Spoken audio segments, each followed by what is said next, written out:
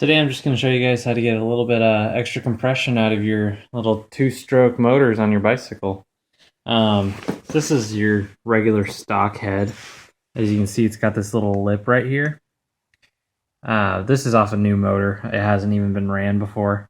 But what I do is I take some sandpaper, usually 320 grit, and this is a used one that was on my old motor. And you can see that I sanded down the edge of this.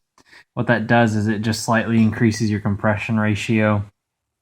If you get too much off, you'll have to, increase your octane that you use in your gas, because otherwise you'll have pre-detonation, which isn't something that's going to be good for the motor. That's something I normally do, is just something completely free. Something else you can do, this is the stock head gasket, and it's pretty thick compared to the other ones that I have. I mean, these are old ones that I don't use at all. I don't know even why I have them, but the one that's on the motor is literally half as thick compared to the stock one that came with the new motor. And that's just something that increases your compression ratio as well, which will give you some more acceleration throughout your whole range. It ends up being more efficient, I guess, if you will, the higher compression ratio you go. And if you do get off too much, you'll have to go a higher octane rating of your gas.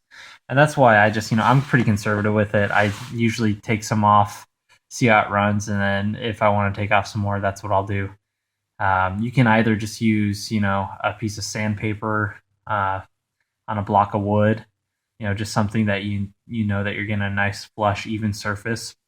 Or I use an actual mechanical belt sander, one of the big industrial ones that I can just put it face down on it and run it across it, and it only takes 30 seconds before you even, to the point where it would be too much compression.